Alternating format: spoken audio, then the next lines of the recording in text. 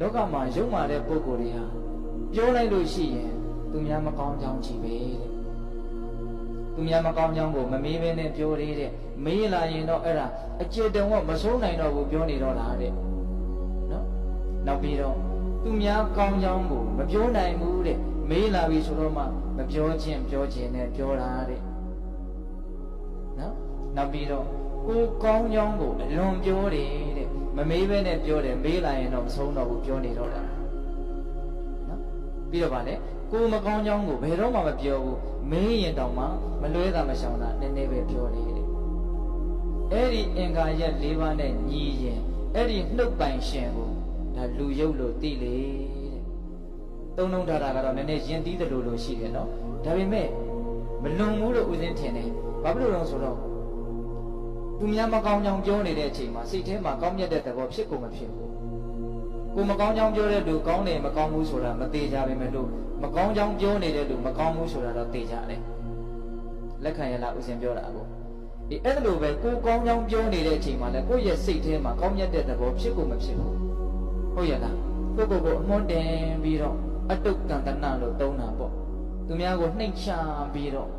အဲ့ဒီစိတ်ဓာတ်မျိုးတွေဖြစ်နေတာကိုကောင်းတဲ့စိတ်ဓာတ်လို့ခေါ်နိုင်မလားမကောင်းတဲ့စိတ်ဖြစ်နေရင်ဒါမကောင်းတဲ့လူပေါ့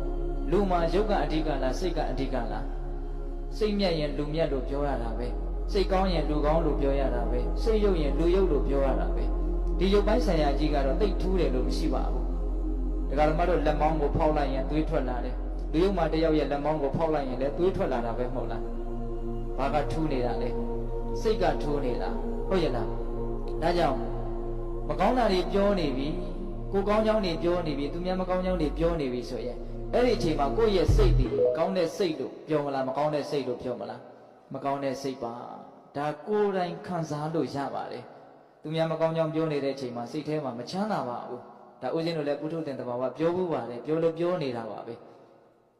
မတက်နိုင်လို့ကိုယ်စိတ်ကိုမနိုင်သေးလို့ပြောနေရပေမဲ့လို့သူများမကောင်းကြောင်းကိုပြောနေတဲ့အချိန်မှာစိတ်ထဲမှာအရသာရှိလာတယ်လို့မရှိပါဘူး